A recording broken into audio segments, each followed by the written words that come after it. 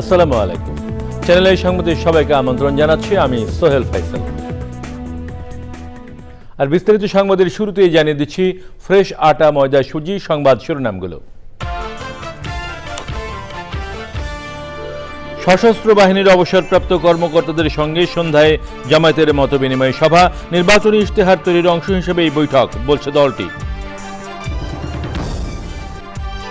ভোটারদের আস্থা ফেরানোর পাশাপাশি সন্তোষজনক ভোটের হারে গুরুত্ব দিচ্ছে ইইউ, আইন শৃঙ্খলা পরিস্থিতির দিকেও থাকবে নজর। গণভোটে হ্যাঁ ভোটের পক্ষে প্রচার চালাবে অন্তর্বর্তী সরকার, এতে আইনি বাধা নেই বলে জানিয়েছে প্রধান উপদেষ্টার প্রেস উইং। এবং রাজধানীতে চলছে 24তম ঢাকা আন্তর্জাতিক চলচ্চিত্র উৎসব, 9 দিন ব্যাপী উৎসবের মিডিয়া পার্টনার চ্যানেল আই।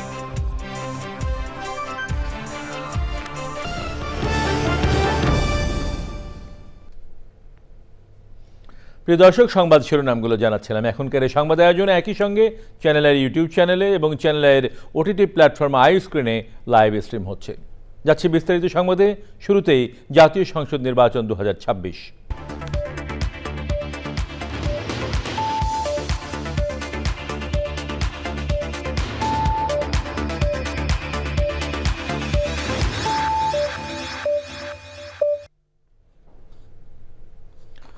সশস্ত্র বাহিনীর অবসরপ্রাপ্ত কর্মকর্তাদের নিয়ে সোমবার সন্ধ্যায় মতবিনিময় সভা করবে জামায়াতে ইসলামী। বৈঠকে ভূ রাজনীতি ও দেশের নিরাপত্তা সহ আসন্ন নির্বাচন নিয়ে তাদের মতামত গ্রহণ করা হবে। নির্বাচনী ইশতেহার তৈরির অংশ হিসেবেই এই বৈঠক বলে জানান জামায়াতের সহকারী সেক্রেটারি জেনারেল। বিস্তারিত তাহফিমুল ইসলামের রিপোর্টে। জুলাই গণঅভ্যুত্থানের পর থেকেই দেশের রাজনীতির মাঠে বাড়ছে জামায়াতে ইসলামের প্রভাব। বিভিন্ন শ্রেণী পেশার মানুষের কাছে পৌঁছাতে মতবিনিময় সভাসহ নানা কার্যক্রম চালাচ্ছে দলটি। নির্বাচনের আগে গুরুত্বপূর্ণ এ সময়ে সশস্ত্র বাহিনীর অবসরপ্রাপ্ত কর্মকর্তাদের সাথে মতবিনিময় সভার আয়োজন। সোমবার সন্ধ্যায় চীনমৈত্রী সম্মেলন কেন্দ্রে আয়োজিত সভার প্রধান অতিথি জামায়াতের আমির ডাক্তার শফিকুর রহমান। অবসরপ্রাপ্ত সামরিক কর্মকর্তাদের সাথে কেন এই সভা, প্রশ্ন ছিল জামায়াতের সহকারী সেক্রেটারি জেনারেলের কাছে। কোন কোন কাজ করলে দেশ এবং দেশের নিরাপত্তা সার্বভৌমত্বের ক্ষেত্রে আমাদের ভূমিকা রাখা উচিত, সেই কথাগুলি তাদের থেকে পরামর্শ হিসেবে আসবে। তারা দেশের দায়িত্ব পালন করেছে, তাদের অভিজ্ঞতা আছে। আইন শৃঙ্খলার উন্নয়নে কোনো কোনো ক্ষেত্রে তাদেরকে অনেক সময় ব্যবহার করতে করেছে, এই জন্য তাদের তো মাঠের অভিজ্ঞতাটা বেশি। নির্বাচনী ইশতেহার তৈরিতে সব শ্রেণী পেশার মানুষের কাছে মতামত গ্রহণ করা হচ্ছে বলেও জানান তিনি। ডাক্তার, কৃষিবিদ, তারপরে শিক্ষক, আমরা অনেকের মতামত আগে নিয়েছি, আর এই সময়ের মধ্যে যতটুকু করা যায় সেটা আমরা করব। আমরা পেশাজীবীদের বিভিন্ন সেক্টরের সাথে বসেছি, কারণ এবারে আমাদের পদক্ষেপ হলো যে মাঠ কি চায়, সেক্টর ওয়াইজ কি চায়। আবার দেশের যেহেতু আমাদের টার্গেট হচ্ছে সবাইকে নিয়ে। এই জামাত নেতা আরও জানান, আগামীতে সবাইকে নিয়ে বাংলাদেশ গড়ার অঙ্গীকার হিসেবেই সবার কাছে যাচ্ছে জামায়াতে ইসলামী। তাফিমুল ইসলাম, চ্যানেল আই, ঢাকা। বাংলাদেশের আসন্ন সংসদ নির্বাচন পর্যবেক্ষণে ভোটারদের আস্থা ও বিশ্বাস ফেরানোর পাশাপাশি সন্তোষজনক ভোটের হারে গুরুত্ব দিচ্ছে ইউরোপীয় ইউনিয়ন। ইইউ নির্বাচন পর্যবেক্ষক দলের প্রধান ইভার্স ইজাবস বলেছেন, আইন শৃঙ্খলা পরিস্থিতি থাকবে নজরদারি। তিনি বলেন, স্বাধীনতা, নিরপেক্ষতা ও হস্তক্ষেপহীনতা এই 3 নীতির উপর ভিত্তি করে নির্বাচন পর্যবেক্ষণ করবে ইউরোপীয় ইউনিয়ন। পান্থ রহমান জানাচ্ছেন বিস্তারিত।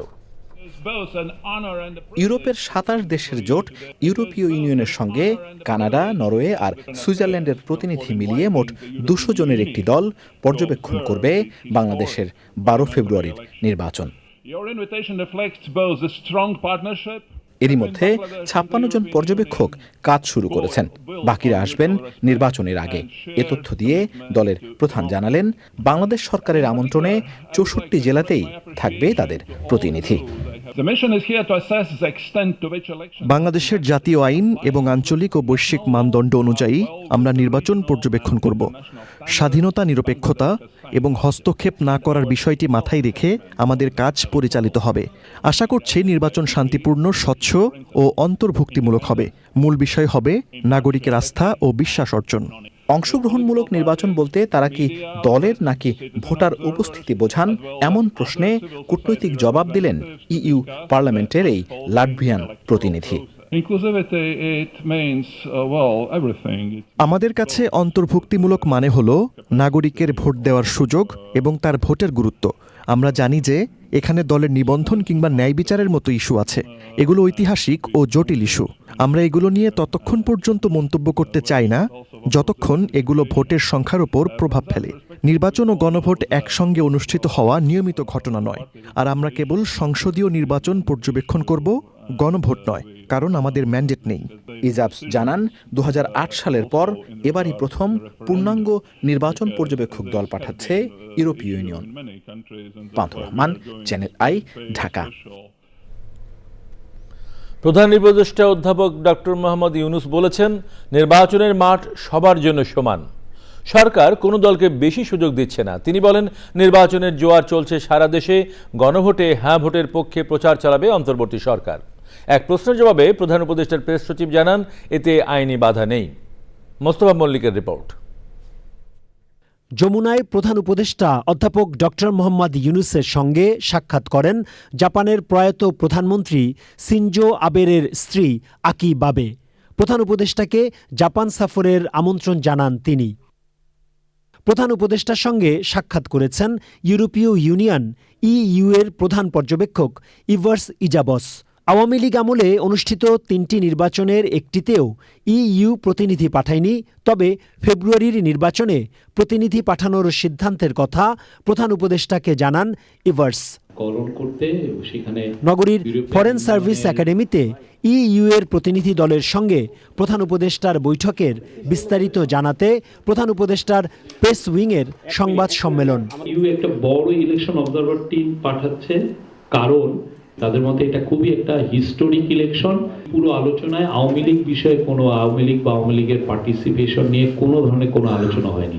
চিফ অ্যাডভাইজার প্রফেসর ইউনূস বলেছেন যে উনি ইউরোপিয়ান ইউনিয়নকে আশ্বস্ত করেছেন যে ভোট আগামী যে ইলেকশনটা এবং গণভোট খুব সুচারুভাবে সম্পন্ন হবে। লেভেল প্লেইং ফিল্ড প্রত্যেকটি রাজনৈতিক দলের জন্য সমান থাকবে। এক প্রশ্নের জবাবে শফিকুল আলম বলেন, ছাত্র জনতার অভ্যুত্থানের মাধ্যমে আসা অন্তর্বর্তী সরকার চায় হ্যাঁ ভোটের পক্ষে ভোট দিক সাধারণ মানুষ। আমরা স্পষ্টভাবে বলছি যে সরকার এখানে হ্যাঁ ভোটের জন্য এটা সরকার বলবে। তো আমরা জনগণকে বলছি যে আপনারা যদি আর অপশাসন না চান, আপনারা যদি আরো স্বৈরাচারকে আর রিটার্ন না চান, অবশ্যই তাহলে আপনারা হ্যাঁ ভোট দিবেন। এখন জনগণ ডিসাইড করবেন। প্রেস উইং বলছে, সামাজিক যোগাযোগ মাধ্যমে গুজব প্রতিরোধ এবারের নির্বাচনে সবচেয়ে বড় চ্যালেঞ্জ। ময়মনসিংহে একজন সনাতন ধর্মাবলম্বী নিহত হওয়ার ঘটনায় কিছু বিশিষ্ট নাগরিকের দেয়া বিবৃতিকে বিভ্রান্তিকর উল্লেখ করে প্রেস উইং জানিয়েছে, এ ধরনের বিবৃতি সমাজে বিভ্রান্তি সৃষ্টি করেছে। তাই যে কোনো বিবৃতি দেওয়ার আগে সবাইকে দায়িত্বশীল ভূমিকা পালনের আহ্বান জানিয়েছে সরকার। প্রত্যেকটা বিষয় ইনভেস্টিগেট করছি। Mostafa Mallik, channel I, Dhaka.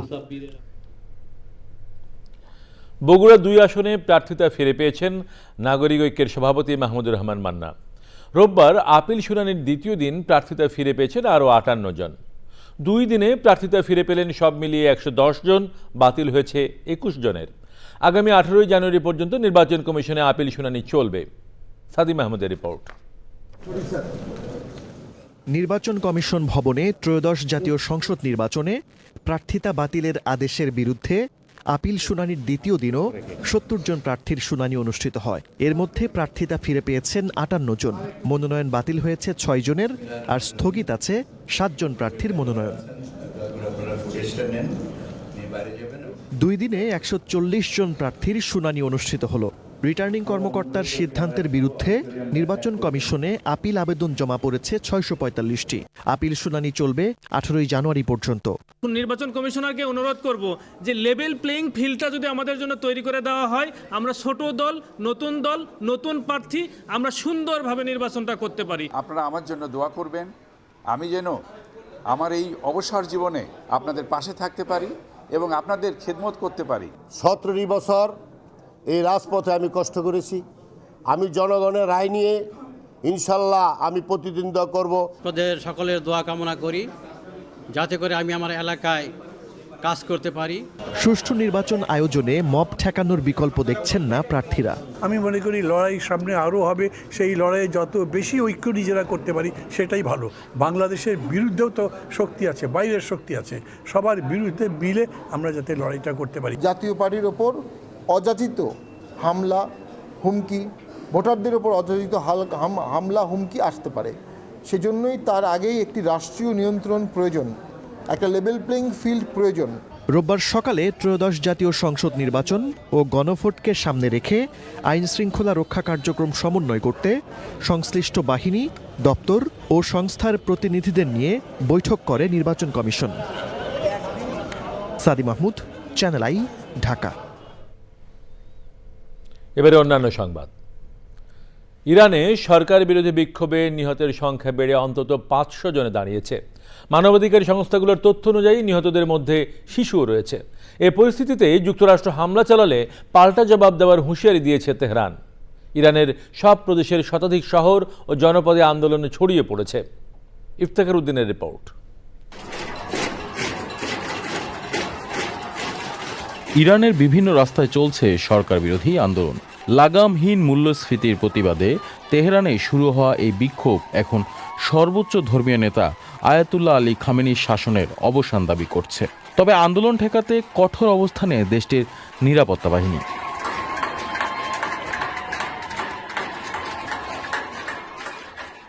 মার্কিন প্রেসিডেন্ট ডোনাল্ড ট্রাম্প বলেছেন ইরান স্বাধীনতার পথে এগোচ্ছে এবং যুক্তরাষ্ট্র প্রয়োজনে সহায়তা দিতে প্রস্তুত। ইরানের প্রেসিডেন্ট মাসুদ পেজেশকিয়ান এই অস্থিরতার জন্য যুক্তরাষ্ট্র ও ইসরায়েলকে দায়ী করেছেন। দেশটির পার্লামেন্টের স্পিকার বলেছেন যুক্তরাষ্ট্র হামলা চালালে ইসরায়েল সহ মধ্যপ্রাচ্যে যুক্তরাষ্ট্রের সামরিক ও নৌ স্থাপনাগুলো বৈধ লক্ষ্যবস্তুতে পরিণত হবে। বিক্ষোভ শুরুর পর থেকে 3000-এর বেশি মানুষকে গ্রেফতার করা হয়েছে। ইরান সরকার দেশটির ইন্টারনেট সংযোগ কঠোরভাবে সীমিত করায় ভেতরের পরিস্থিতি সম্পর্কে নির্ভরযোগ্য তথ্য পাওয়া কঠিন হয়ে পড়েছে। Iftekhar Uddin, channel I. 24তম ঢাকা আন্তর্জাতিক চলচ্চিত্র উৎসবের 12তম ঢাকা ইন্টারন্যাশনাল কনফারেন্সে বক্তারা বলেছেন সোশ্যাল মিডিয়ার অস্থিরতা ও হয়রানি নারী নির্মাতা, অভিনেত্রী ও কলাকুশলীদের জন্য নতুন চ্যালেঞ্জ হয়ে দাঁড়িয়েছে। তবে তাদের উপেক্ষা করে নারীদের এগিয়ে যাওয়ার আহ্বান জানিয়েছেন বিশিষ্টজনেরা।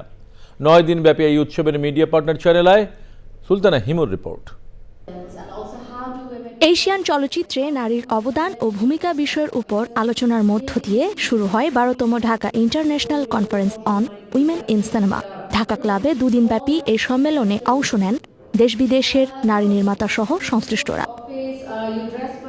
সাম্প্রতিককালে বাণিজ্যিক সিনেমায় পুরুষ অভিনেতাদের শক্তিশালী উপস্থাপনের আড়ালে নারী চরিত্রগুলো হারিয়ে যায়, এমনটাই উঠে আসে আলোচনায়। পুরুষের সমান দিক আসলে বিবেচনা করা যায় এবং সেটা আমরা এর আগে আসলে দেখিনি। রিসেন্ট যে মুভি কিছুগুলোতে আমরা দেখতে পাচ্ছি, স্পেশালি সাউথ এশিয়ান মুভিজে। We need to evolve more. We need to deep dive more as women. We need to understand people more as women. Social মিডিয়ার অস্থিরতা ও হয়রানি নিয়েও কথা বলেন বক্তারা। I think it's mainly because women do not get enough assistance, they do not get enough fund to produce. They are not given the technical assistance to be a successful and quality producer or director. It's because they love the movies, they love to watch, they love to produce, or they love to bring the narratives from the society. Social media te real ID, fake ID, যেভাবেই হোক হাজারো comment করছে। আমি যদি just don't even bother about it. তাহলে সেই the group of people যারা এই কমেন্টস করছে ওদের কোনো অস্তিত্ব আছে, কোনো ম্যান্ডেট আছে, ওনার কোনো যোগ্যতা আছে? দ্বিতীয় দিনের আলোচনার বিষয় নারী, সিনেমা এবং বাংলাদেশের সমাজ ব্যবস্থার নানা দ্বিচারিতা। 9 দিনব্যাপী এই উৎসবের media partner channel I. Sultana Himu, channel I, Dhaka. এবারে বিপিএল টি20 ক্রিকেট প্রসঙ্গ।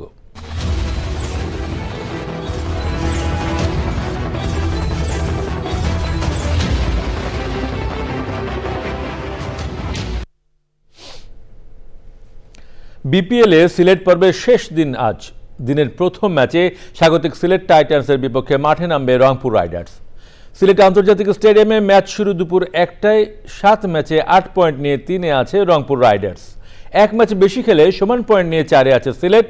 দ্বিতীয় ম্যাচে ঢাকা ক্যাপিটালসের বিপক্ষে লড়বে রাজশাহী ওয়ারিয়ার্স। ম্যাচটি শুরু হবে সন্ধ্যা 6টায়। 10 পয়েন্ট নিয়ে 2 নম্বরে আছে রাজশাহী, আর 4 পয়েন্ট নিয়ে ঢাকার অবস্থান 5-এ।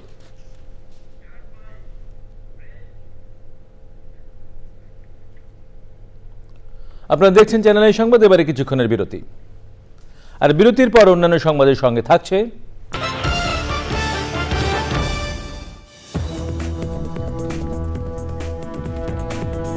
সংবাদে আবার আমন্ত্রণ।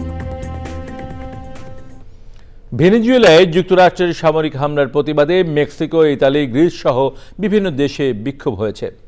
ইতালির রোমে হাজারো বিক্ষোভকারী মার্কিন দূতাবাসের দিকে মার্চ করে ভেনেজুয়েলার প্রেসিডেন্ট মাদুরো ও তার স্ত্রীর মুক্তির দাবি জানিয়েছে।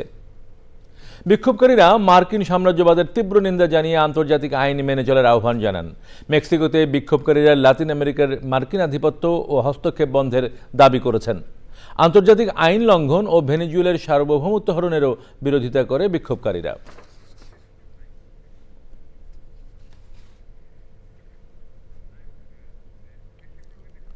এবারে নিটল টাটা কৃষি সংবাদ।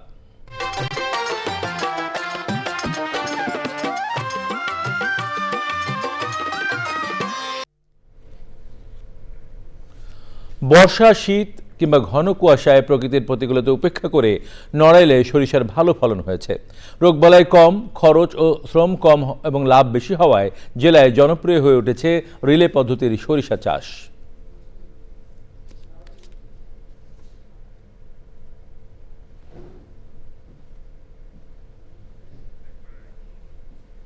এবারে প্রকৃতি সংবাদ।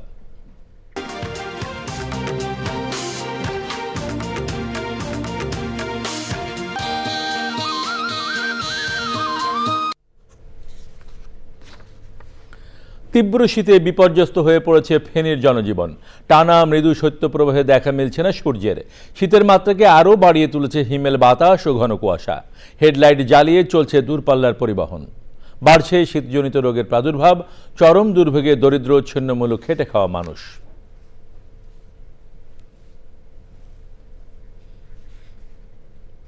এবারে খেলার খবর।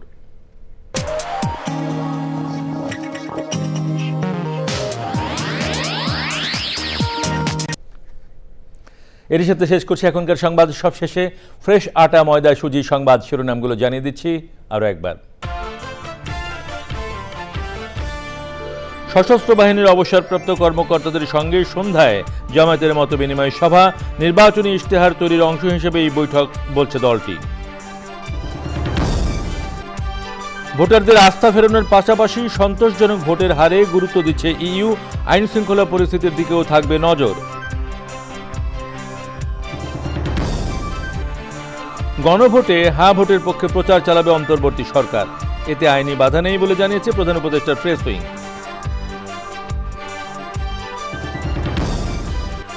এবং রাজধানীতে চলছে 24তম ঢাকা আন্তর্জাতিক চলচ্চিত্র উৎসব। 9 দিন ব্যাপী উৎসবের মিডিয়া পার্টনার চ্যানেল আই।